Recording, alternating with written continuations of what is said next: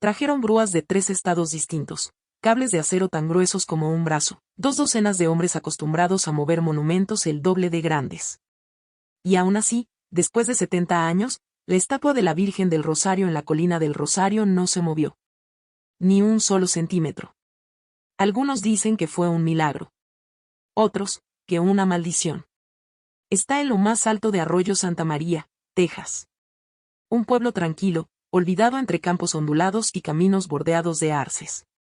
Desde kilómetros de distancia, se puede ver la figura de mármol blanco de la Virgen María, brazos abiertos, mirada hacia abajo, como si hubiera estado observando cada amanecer y cada tormenta desde el día en que llegó. Para la gente del pueblo no es solo una estatua.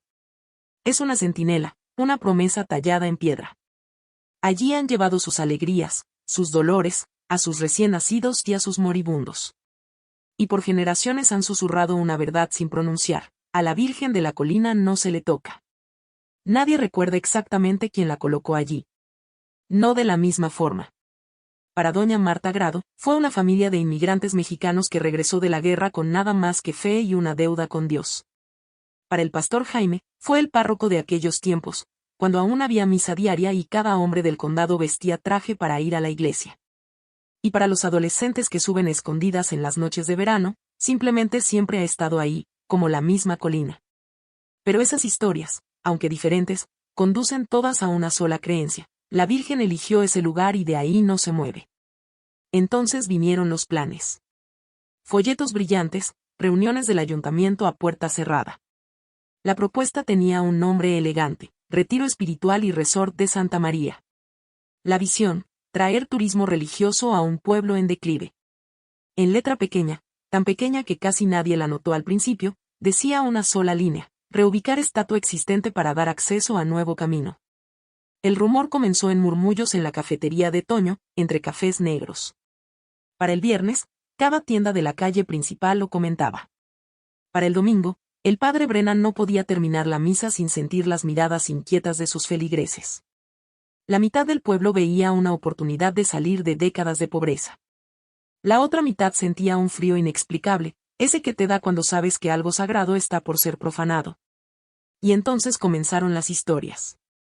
Primero, el estudiante de arquitectura que midió la base dijo haber soñado que la estatua caía, no al suelo, sino sobre sus propios planos. Luego, un contratista de Houston resbaló en el primer escalón que lleva a la estatua y se rompió la muñeca, aunque la piedra estaba completamente seca.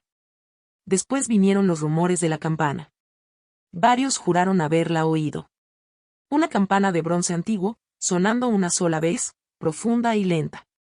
Aunque nunca ha habido campana alguna en la colina del Rosario. Cuando la primera grúa entró al pueblo, ya había una pequeña multitud reunida al pie de la colina. No llevaban carteles ni gritaban. Solo estaban ahí, manos en los bolsillos, miradas fijas hacia arriba. Algunos rezaban en silencio. Otros miraban a la estatua como desafiándola a parpadear. Incluso quienes querían el resort se sentían incómodos. Hablar de mover la estatua era una cosa. Ver hombres enganchando frío acero a sus hombros era otra. Esa mañana, el viento venía del este, con aroma a lluvia que nunca cayó. Entre la multitud, doña Marta Grado se persignó y murmuró la misma frase que repetía desde hacía 70 años, desde el día que colocó un pedazo de piedra caliza en la base de la estatua: si nos salvas, te dejaremos aquí para siempre. La mayoría no la escuchó, pero quienes sí, lo recordarían, porque lo que sucedió después cambiaría para siempre la forma en que este pueblo, y muchos más allá, verían la colina del Rosario. Nadie en Arroyo Santa María coincide en todos los detalles de cómo llegó la Virgen a la colina. Pero ciertos fragmentos, transmitidos de familia en familia, susurrados en cocinas, repetidos en comidas comunitarias de la iglesia, forman un relato que sobrevivió más que las personas que lo contaron primero. El año era 1949. Estados Unidos aún recuperaba el aliento después de la guerra. El pueblo era más pequeño entonces, solo unas cuantas casas de madera, una tiendita general, una oficina de correos del tamaño de un cobertizo y la vieja iglesia de San Bernardo al pie de la colina. Ese invierno, una tormenta como no habían visto en décadas azotó Texas. Lluvias intensas, hielo, vientos capaces de partir postes eléctricos a la mitad. En la tercera noche, El río Bravo se desbordó hasta casi salirse de su cauce, y el pueblo se preparaba para una inundación que podía arrasar con todo. Y entonces, sin aviso, el viento cambió. La tormenta desvió su camino, rodeó la colina y desapareció. Las aguas bajaron tan rápido como habían subido. Algunos lo llamaron suerte. Otros, algo más.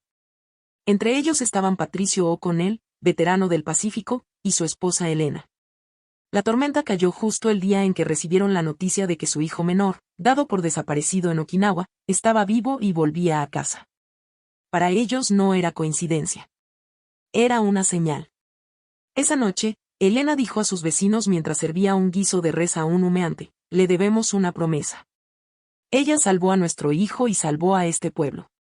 La mantendremos aquí, donde todos puedan verla cuidándonos. Para la primavera, ya se gestaban planes en silencio. No hubo permisos, ni comités, ni arquitectos. Solo hombres con palas y mujeres con cazuelas para alimentarlos. Niños cargaban cubetas de grava por el sendero lodoso, riendo mientras resbalaban. El mármol vino de una cantera a 2 condados de distancia, donado por una parroquia católica que no pudo terminar sus propias renovaciones. Un cantero desempleado llamado Carlos Mancini, que antes había tallado santos para basílicas en Chicago, tomó el trabajo gratis. Trabajó en silencio por semanas bajo un techo improvisado al pie de la colina. Su única compañía era el golpeteo del cincel contra la piedra. Los vecinos decían que rezaba en voz baja con cada corte, aunque nadie alcanzaba a entender las palabras. Cuando la estatua estuvo lista, María con túnicas ondulantes, mirada baja, brazos abiertos, todo el pueblo subió para verla colocada en la cima. Era poco después del amanecer. Los hombres la cargaron en piezas por la pendiente, ensamblándola como un rompecabezas sagrado. La base se llenó con piedras donadas por cada familia, un pedazo de su tierra, de su hogar, de su historia. Bajo todo eso, Elena O'Connell deslizó un papel doblado en los cimientos. Nadie supo lo que decía hasta décadas después, cuando el viento y la lluvia desgastaron la mezcla y dejaron ver los bordes del papel: si salvas a nuestro pueblo, te dejaremos aquí para siempre. Con los años, la Virgen en la colina del Rosario se volvió más que piedra y mármol. Se volvió parte de cada vida. Los graduados de preparatoria iban la noche antes de su ceremonia a dejar flores y notas sobre su futuro. Las viudas de guerra se sentaban en los escalones cuando la tristeza era demasiado pesada. Los campesinos dejaban canastas de maíz y manzanas en otoño para su bendición. Y hubo momentos extraños que nadie pudo explicar. Una vela que ardió toda una noche en enero sin derramar una gota de cera. Un halcón que sobrevoló la colina 3 días seguidos y luego desapareció. Una niña que se perdió durante un picnic de verano y fue encontrada 2 horas después al pie de la estatua, seca, sonriendo, aunque los buscadores juraban haber revisado ese lugar. Milagro o mito, esas historias se tejieron en el alma de Arroyo Santa María. Tanto que, cuando los de afuera empezaron a hablar de mover la estatua, ya no parecía una decisión de obras públicas, sino como si propusieran arrancarle el corazón al pueblo. Pregunta a los mayores y te dirán que la Virgen ha estado ahí más tiempo que los postes de luz, más que el camino pavimentado, incluso más que algunos de los árboles de la colina. Pregunta a los jóvenes y puede que se encogen de hombros, hasta que los ves pasar junto a la estatua y, casi sin pensarlo, levantar la mirada solo para asegurarse de que sigue allí. Porque en Arroyo Santa María la fe no siempre se grita desde el púlpito. A veces está tallada en piedra, resistiendo el viento en una colina que se niega a entregarla. Comenzó en silencio, como comienzan la mayoría de las tormentas en los pueblos pequeños, detrás de puertas a las que la gente común nunca entra. Antes de continuar con esta historia, no olvides darle like al video y suscribirte al canal para escuchar más historias increíbles como esta. Escríbenos en los comentarios desde dónde nos estás viendo, ¿será desde Ciudad de México, Los Ángeles, Miami o Chicago? Ahora sí, sigamos con la historia. En el edificio municipal de ladrillo en la calle principal, bajo el zumbido de las luces fluorescentes, el Consejo de Arroyo Santa María se reunió para lo que en la agenda aparecía como una sesión especial de planeación. El público no fue invitado. Dentro, una presentación de diapositivas mostraba los planos de un nuevo y reluciente proyecto, el Retiro Espiritual y Resort de Santa María. En las pantallas, la colina del Rosario estaba transformada. El sendero de tierra se convertía en un camino pavimentado con cerezos ornamentales a los lados. Un centro de visitantes de vidrio se alzaba en la cima. Y, en el borde de la propiedad, cerca del estacionamiento, se veía la estatua de la Virgen, su mármol blanco brillando bajo la luz digital del artista. Era la primera vez en más de 70 años que alguien con autoridad sugería moverla. Para el Consejo y el equipo de desarrollo, tenía todo el sentido: accesibilidad, visibilidad, comodidad para los autobuses turísticos. Para ellos, la Virgen era una pieza de historia que valía la pena preservar, solo en un mejor lugar. Pero esa decisión, escondida en una nota al pie de una propuesta lujosa, encendería la chispa en un bosque seco. La primera en darse cuenta no fue una concejal ni una periodista, sino una empleada de medio tiempo en la oficina de planeación, una joven madre llamada Lisa Torres, que al escanear los documentos notó la línea de reubicación. A la mañana siguiente se lo contó a su tía durante el desayuno. Para esa noche, la noticia ya había recorrido medio pueblo. En la cafetería de Toño, los clientes se inclinaban sobre el mostrador para susurrar. En la cooperativa de granos, los viejos campesinos interrumpieron su descanso para negar con la cabeza incrédulos. Nadie lo había visto venir, aunque todos, de alguna forma, siempre lo habían temido. Las reacciones se dividieron, pero no como esperarían los de afuera. Algunos vieron una oportunidad. «Que este lugar se está muriendo», murmuró Francisco Duire, dueño del taller mecánico, limpiándose las manos con un trapo. Un resort así podría traer trabajo, darle vida a la calle principal otra vez. Otros sintieron un escalofrío recorrerles la espalda. «Y si la mueves, mueves la bendición», dijo Ruth Kelly, que aún subía la colina cada viernes con un ramo de lirios. «Y cuando la bendición se va, nada bueno queda». Para la misa del domingo, la división era imposible de ignorar. De un lado, parejas jóvenes hablaban de los valores de las propiedades, de la posibilidad de mejores escuelas para sus hijos con el aumento de impuestos. Del otro, los feligreses mayores apretaban el rosario con más fuerza, con los ojos fijos en la colina, verificando que la Virgen todavía estuviera ahí. El padre Brennan escuchaba a ambos bandos y guardaba silencio, aunque esa mañana se quedó más tiempo de lo usual en el altar, sus labios moviéndose en una oración que nadie escuchó. Y luego estaban los indecisos, los que no sabían qué creer, pero no podían evitar la sensación de que el pueblo estaba caminando sobre hielo delgado. En las noches, la conversación se desbordaba hacia los patios y las cocinas. Un grupo de adolescentes, reunidos cerca del campo de béisbol, discutía si mover la estatua rompería el hechizo o si al fin y al cabo no era más que una roca. En el asilo, doña Marta Grado, que había estado presente el día en que la Virgen fue colocada, repetía a quien quisiera oírla que las promesas hechas al cielo no estaban para reescribirse. La tensión no era ruidosa. Era como agua hirviendo a fuego lento. No había protestas ni pancartas, solo un cambio sutil en la manera en que la gente se miraba en la tienda. Hasta que llegó el primer gesto de desafío. Un martes en la noche, un pequeño grupo, apenas 8 personas, subió el sendero de la colina del Rosario con velas en las manos. Se arrodillaron al pie de la estatua, las llamas parpadeando al viento. No hablaron, no cantaron. Solo permanecieron hasta que la cera se consumió y luego se marcharon en silencio. La noche siguiente, el grupo se duplicó. En una semana, ya eran 30 personas rezando bajo el cielo abierto. Y aún así, nadie lo llamó protesta.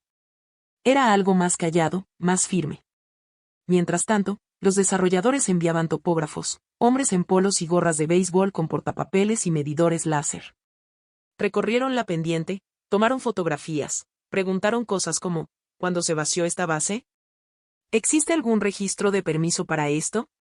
Esas preguntas hicieron que la gente del pueblo se incomodara. Nadie había necesitado nunca un permiso para rezar.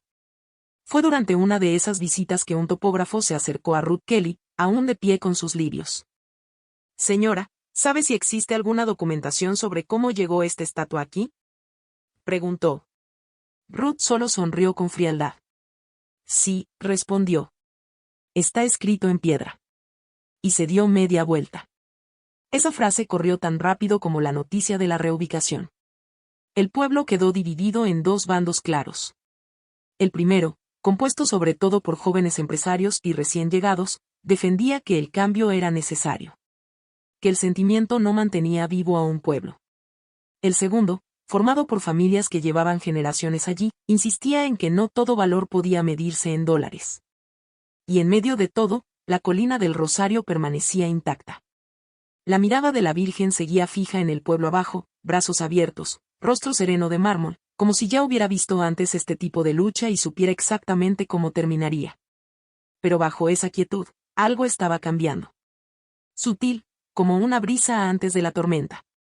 El tipo de cambio que hace que la gente mire por encima del hombro en una calle vacía, el que te dice que lo que venga después no será común. La primera señal llegó a un hombre que no creía en señales. Tyler Grant era estudiante de último año de arquitectura, haciendo prácticas con el equipo de desarrollo. Su trabajo era sencillo: medir la base de la estatua, tomar fotos y entregar un borrador para la plataforma de reubicación. En su segunda mañana en Arroyo Santa María, subió la colina con una tableta en una mano y un latte medio vacío en la otra. Era un día cualquiera, a mediados de septiembre, sol cálido, unas pocas nubes flotando perezosas. Se agachó, pasó el medidor láser por el borde del pedestal y murmuró sobre lo mal hecho del trabajo original. Esa noche, en el cuarto de motel que le había reservado la constructora, Tyler soñó que la estatua caía hacia adelante. No se derrumbaba en pedazos, se inclinaba en un bloque sólido, imposible, hasta estrellarse directamente sobre los planos que había impreso esa misma tarde, reduciéndolos a polvo. Despertó sobresaltado. El reloj marcaba las 3:33 de la mañana. La camisa empapada de sudor, el pecho oprimido, como si el aire hubiera sido demasiado delgado. A la mañana siguiente, pidió que lo reasignaran a un sitio en el centro del pueblo. Nunca explicó por qué. La segunda señal no fue tan sutil. 2 días después, un contratista de Cincinnati llamado Guillermo Parsons subió para inspeccionar la pendiente y decidir dónde colocar el equipo. Guillermo había trabajado por 30 años en proyectos de carga pesada, moviendo desde cañones de la guerra civil hasta arcos de granito. En el primer escalón de piedra caliza, desgastado por décadas de lluvia y viento, su bota resbaló aunque la roca estaba seca. Cayó con fuerza y se fracturó la muñeca. Solo fue un mal paso, dijo después el capataz a los reporteros. Pero los presentes juraban que, por un instante, el aire se había vuelto más frío, y que todos los pájaros del arce cercano guardaron silencio. Luego vino la campana.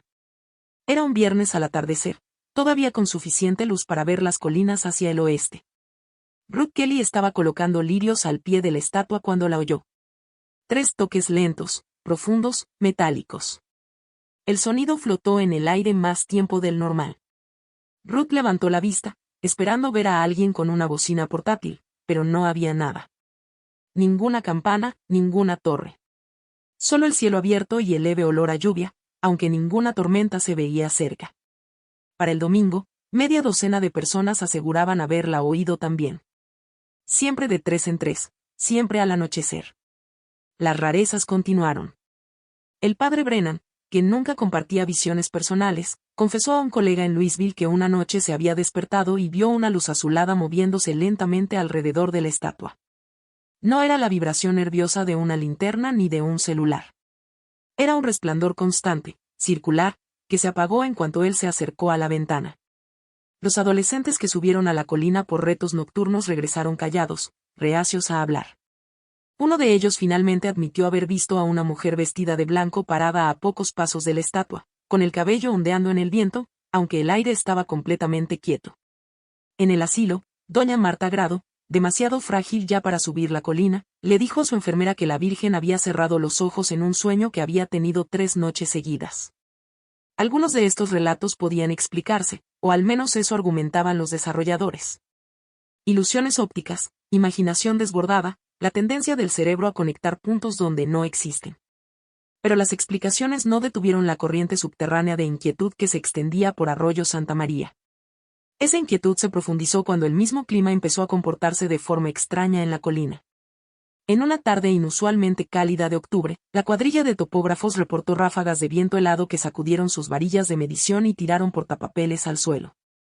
Apenas 50 metros más abajo, el aire seguía cálido y quieto.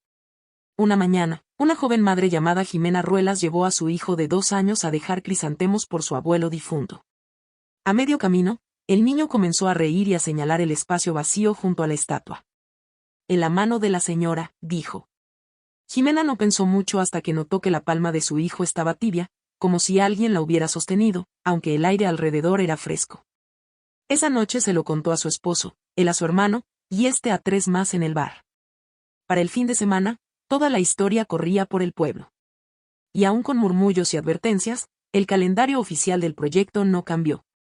Los desarrolladores insistían en que la reubicación avanzaría según lo previsto. Los funcionarios locales lo llamaban coincidencias, pero los trabajadores en el sitio empezaban a dudar. Un operador de grúa llamado Gustavo, con años de experiencia levantando puentes de un estado a otro, confesó a un amigo en la ferretería que cada vez que pisaba la colina le daban dolores de cabeza. No como los normales, dijo, frotándose la sien. Se siente como si alguien estuviera parado detrás de mí, mirándome fijo. Incluso aquellos que querían el proyecto comenzaron a admitir en voz baja que tal vez, solo tal vez, no valía la pena tentar lo que fuera que parecía despertarse. Una noche, sin ningún plan organizado, casi 40 vecinos se reunieron al pie de la colina. Algunos llevaron velas, otros solo se quedaron de pie, manos en los bolsillos del abrigo, mirando la estatua. No hablaron, pero el silencio era tan completo que se podía oír el murmullo distante del arroyo a casi 1 kilómetro de distancia. Y entonces, leve pero inconfundible, 3 toques lentos de campana descendieron por la pendiente. Alguien soltó un jadeo. Otro susurró, nos está advirtiendo. Nadie se movió durante casi 1 minuto entero. Más tarde, cuando se les preguntó qué creían que significaba la advertencia, las respuestas variaban. Que no debíamos moverla. Que algo malo pasaría si lo hacíamos. Que quizá ya era demasiado tarde para decidir. Pero en todas las respuestas había un mismo sentir. La Virgen de la Colina del Rosario ya no solo vigilaba al pueblo. Estaba hablándole, sin decir una palabra. Y el pueblo, le gustara o no, empezaba a escuchar. El primer intento ocurrió una clara mañana de lunes a fines de octubre. El sol salió brillante, el aire tranquilo, y desde lejos la colina parecía igual de siempre, silenciosa, casi indiferente. Pero en su base, la escena era todo menos común. 2 camiones de plataforma se estacionaron junto a una grúa del tamaño de un edificio de 3 pisos. Cables de acero enrollados como serpientes sobre la tierra. Hombres con cascos moviéndose con la precisión de quienes lo han hecho cientos de veces. Para la cuadrilla era solo otro trabajo. Para la gente de Arroyo Santa María, era el momento que temían. A las 8 de la mañana ya se había formado una pequeña multitud al pie de la pendiente. Sin pancartas ni gritos, solo testigos silenciosos. Algunos con tazas de café, otros con rosarios. Unos más, con los brazos cruzados, rostros inescrutables. El capataz dio órdenes.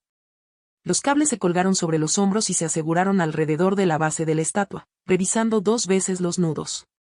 Desde un punto de vista ingenieril, debía ser sencillo.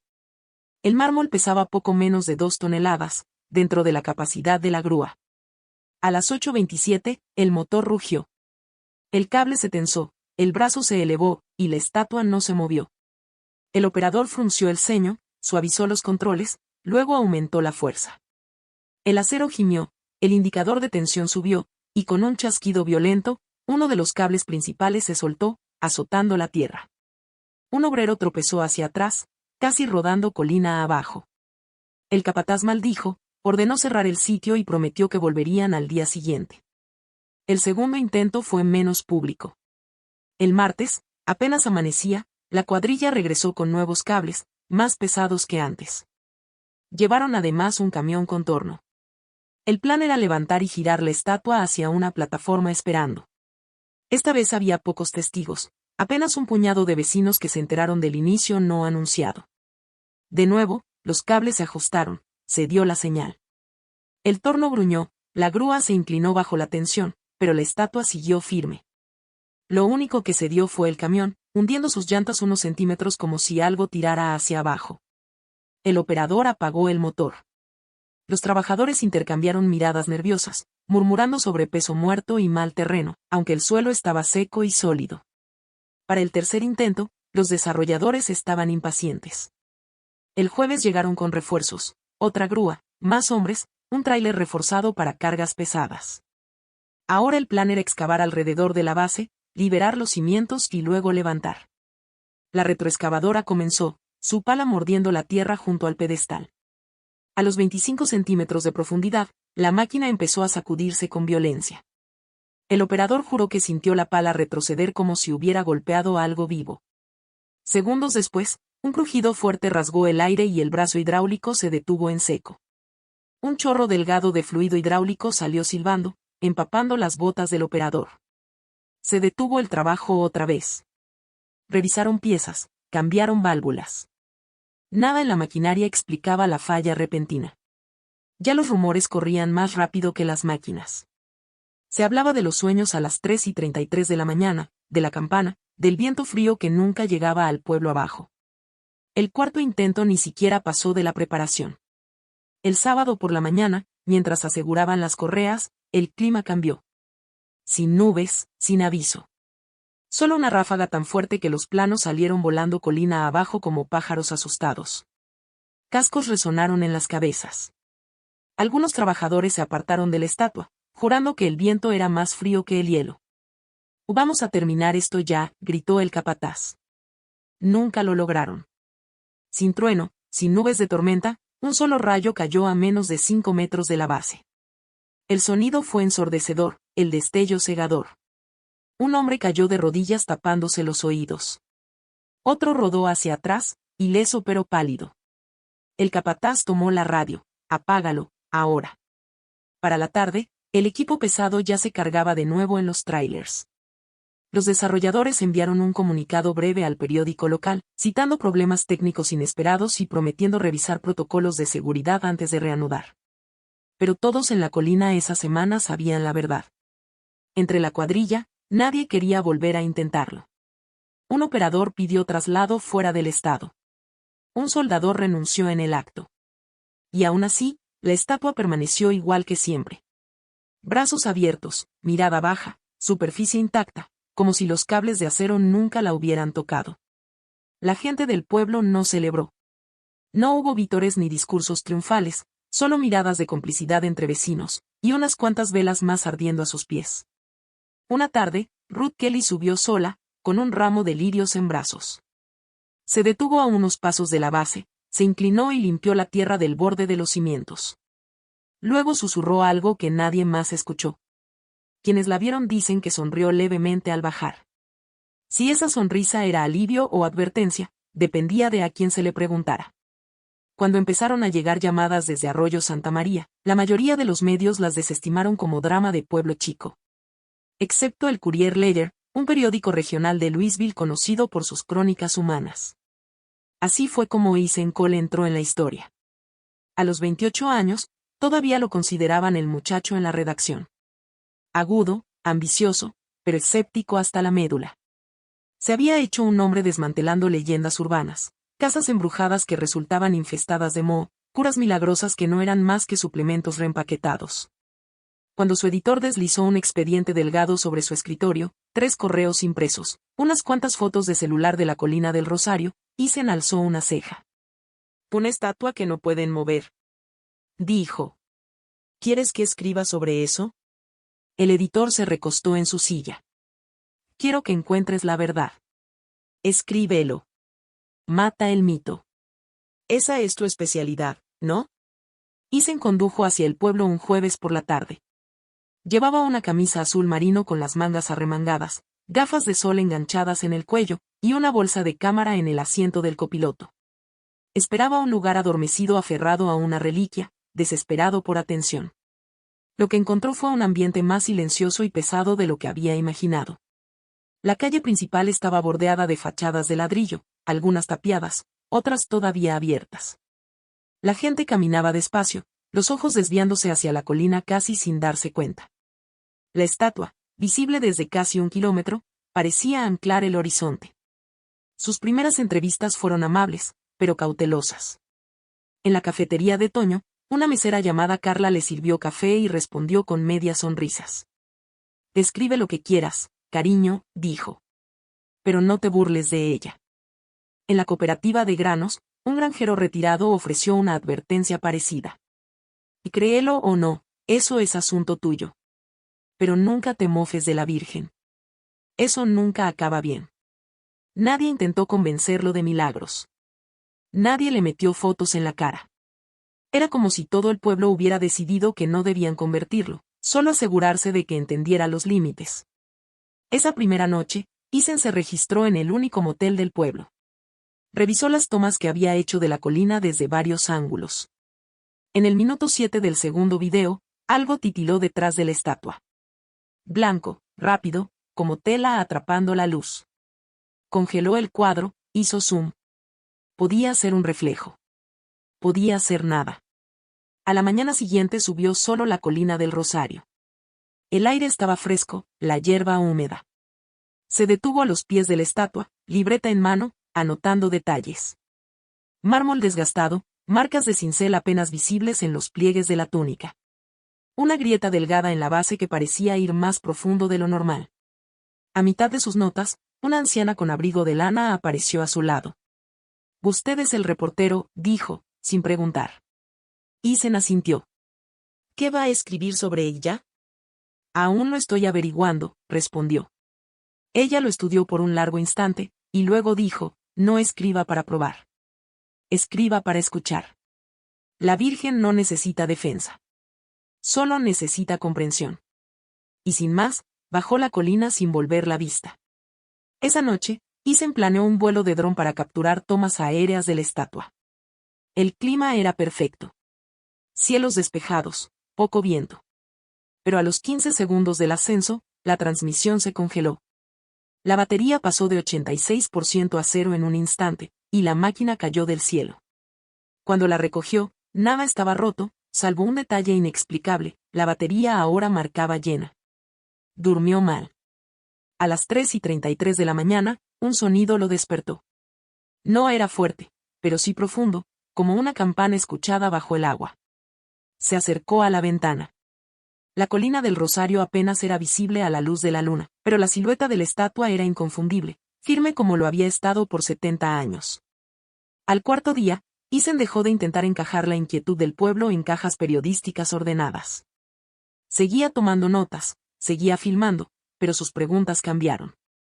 Menos sobre la mecánica de mover mármol, más sobre por qué nadie quería que la movieran. Comenzó a caminar la colina por las tardes, quedándose hasta que la luz se volvía azul. A veces había otros, encendiendo velas o dejando flores. A veces era solo él y la estatua.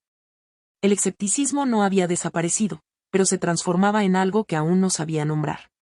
Una sensación de que había más en ese lugar que folclore, y más en la Virgen que piedra. Y le gustara o no, empezaba a sentirse parte de la historia. Fue Carla, la mesera del café, quien le dijo dónde encontrarla.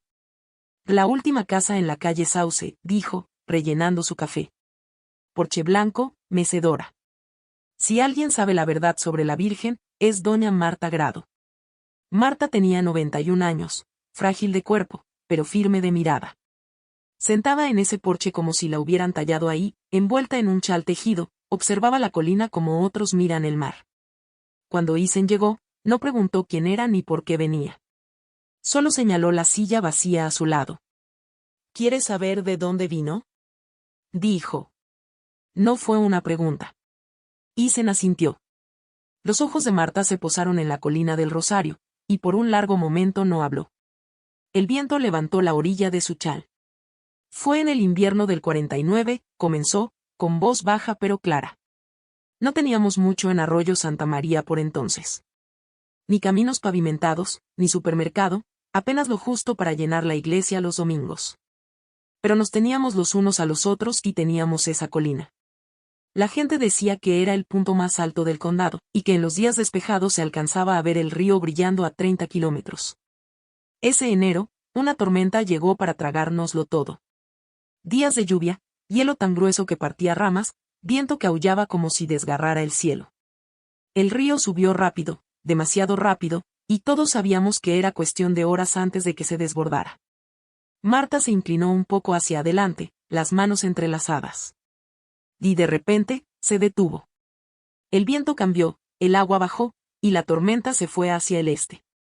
A la mañana siguiente, podías caminar hasta las afueras y ver cómo la inundación venía directo a nosotros antes de desviarse. Se detuvo, dejando que el recuerdo flotara entre ambos. La gente lo llamó suerte. Pero no Eileen o con él. Ella y su esposo Patricio eran de las pocas familias irlandesas del pueblo. Su hijo acababa de volver de la guerra, vivo después de meses dado por desaparecido. La noche en que la tormenta cambió, Eileen dijo a quien quisiera escucharla que le debíamos a la Virgen una promesa: si salvaste a nuestro hijo y salvaste a nuestro pueblo, te mantendremos aquí para siempre. No pasó mucho tiempo para que la promesa se convirtiera en plan. Sin permisos, sin campañas de fondos, solo vecinos cargando piedra y madera por la pendiente. Un cantero llamado Carlos Mancini, sin trabajo ni opciones, tomó la tarea gratis. Era un artista, dijo Marta con suavidad. No hablaba mucho, pero cuando talló su rostro, era como si ya la conociera. La estatua se levantó en primavera. Todo el pueblo se reunió en la base. Hombres con trajes de domingo, mujeres en vestidos, niños con cualquier flor que encontraran. Cada familia llevó una piedra para colocar en los cimientos, un pedazo de sí mismos bajo sus pies. Y entonces, cuando nadie miraba, Eileen deslizó un papel doblado en el mortero fresco. Marta la vio hacerlo. No se lo contó a nadie durante décadas. Pasaron los años. Las cosechas fracasaron y renacieron. Los hijos se fueron a la ciudad. El campanario fue reemplazado 2 veces. La Virgen permaneció, firme entre nieve, calor y granizo. Nunca parecía desgastarse. Hasta que un verano, una esquina de los cimientos se desmoronó lo suficiente para mostrar el borde de algo pálido. Marta, ya en sus 70s, retiró el polvo. Era el papel, todavía doblado, todavía intacto. No lo abrimos enseguida.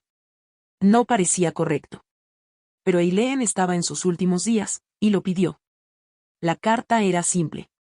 Una sola frase en la letra cuidadosa de Eileen: si salvas a nuestro pueblo, te mantendremos aquí para siempre. Cuando Isen preguntó qué había sido de ella, Marta sonrió apenas. Sigue ahí, donde la puso. Ya no puedes verla, pero no hace falta. La Virgen recuerda. Por un momento, ninguno habló. Una camioneta pasó por la calle, el conductor saludando con 2 dedos sin detenerse. Finalmente Marta lo miró. Viniste buscando una historia que pudieras explicar, dijo. Pero esta no se trata de explicaciones. Se trata de una promesa. Y las promesas como esa, no se rompen fácilmente. Isen miró hacia la colina del Rosario, la estatua atrapando la luz del atardecer. Desde donde estaba sentado, ya no parecía solo mármol tallado, sino algo vivo. Escuchando, y por primera vez desde que había llegado, Isen no estaba seguro de qué versión de la historia creía. La orden llegó un lunes por la mañana, fría y burocrática: proceder con la reubicación.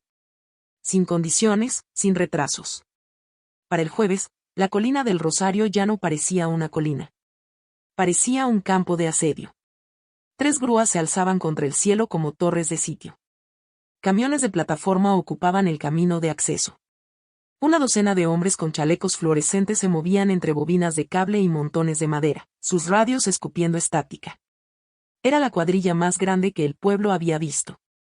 Habían traído especialistas de Nashville, de Chicago, gente acostumbrada a mover faros y monumentos de la guerra civil.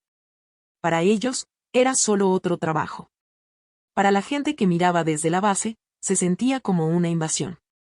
A las 8 de la mañana, una multitud ya se había reunido. Nadie gritó. Nadie levantó pancartas. Solo se alinearon hombro con hombro, con la vista fija en la cima, donde la estatua blanca se alzaba sobre las máquinas. El plan era sencillo en papel: paso 1, cortar la base. Paso 2, levantar la estatua con la grúa y colocarla sobre una plataforma de acero. Paso 3, cargarla en un tráiler reforzado para llevarla a su nueva ubicación, junto a la carretera. A las 8:15, el primer taladro mordió los cimientos. Desde la base, el sonido era un zumbido metálico, casi tragado por el viento. Pero arriba, los hombres lo sintieron distinto, una vibración que le subía por las botas, como si la tierra misma se resistiera. A las 8:20, el taladro se detuvo.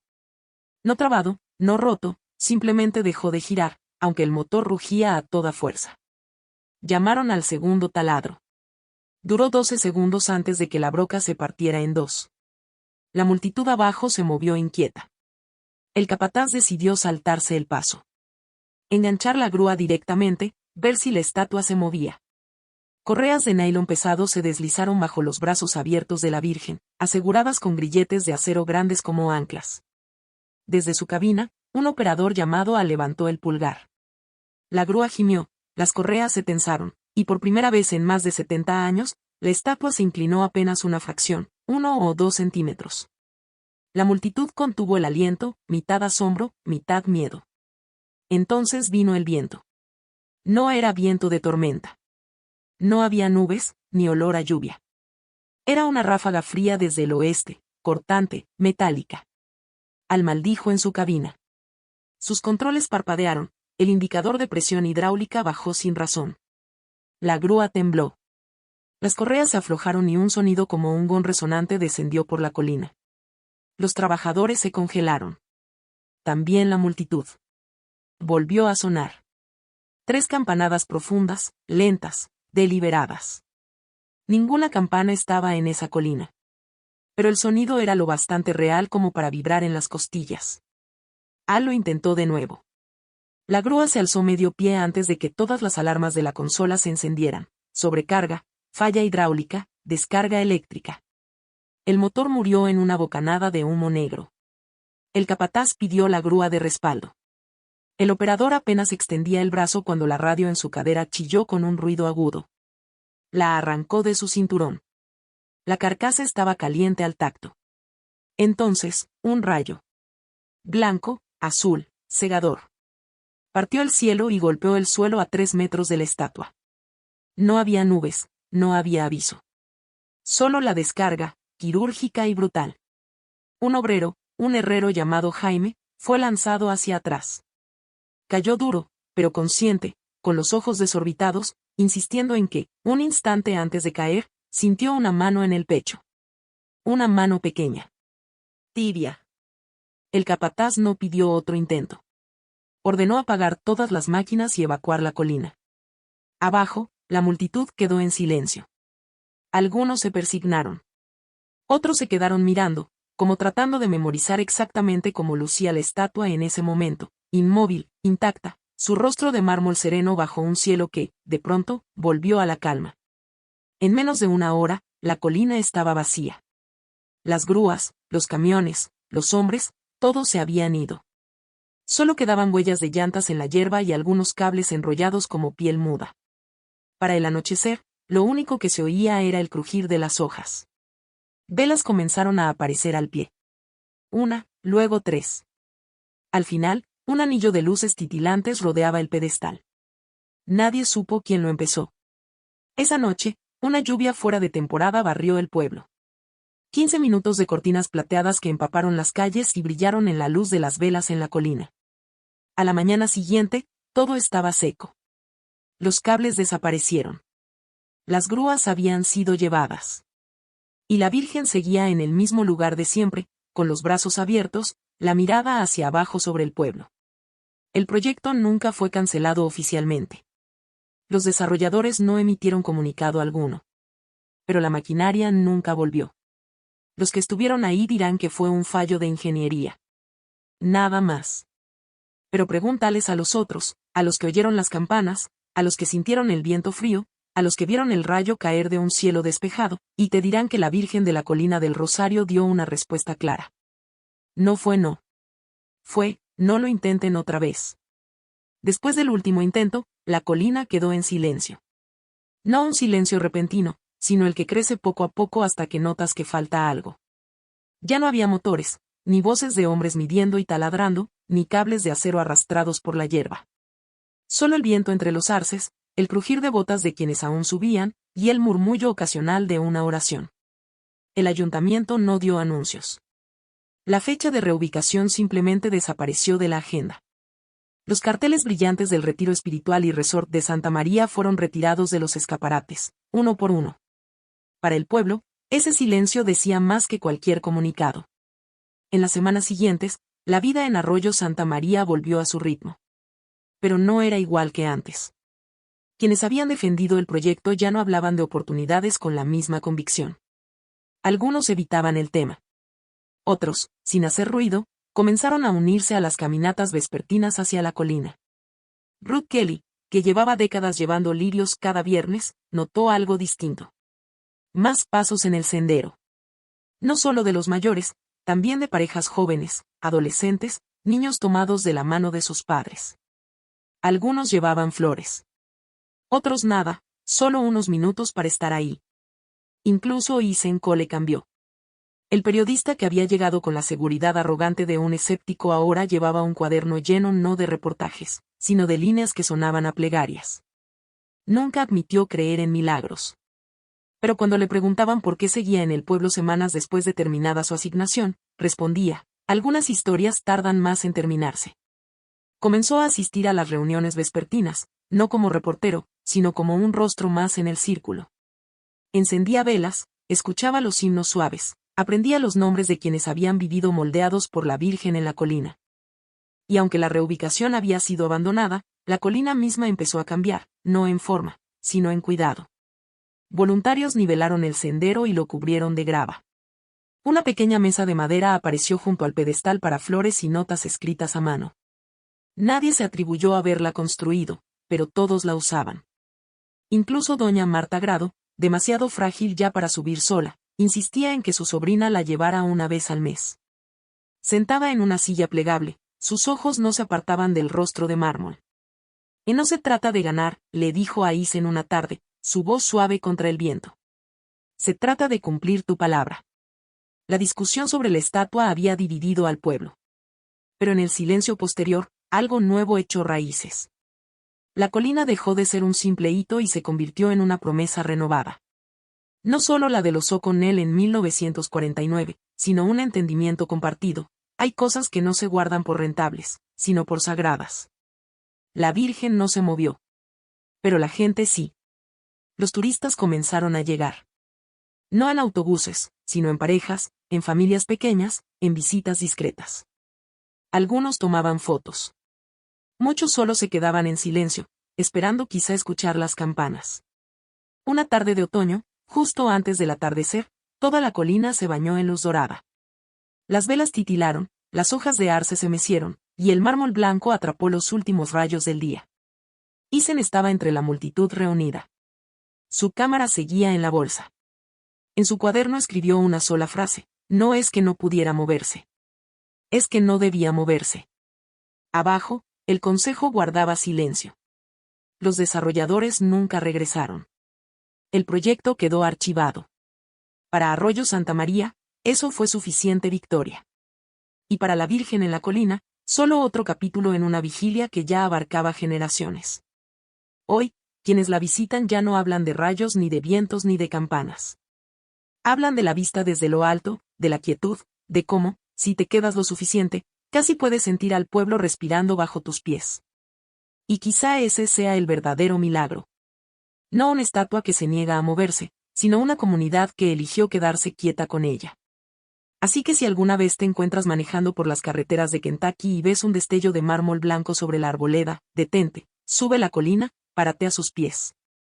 No necesitas creer en milagros para entender por qué sigue ahí. Solo necesitas escuchar. Si esta historia te conmovió, dale like a este video y compártelo con alguien que necesite un momento de gracia hoy.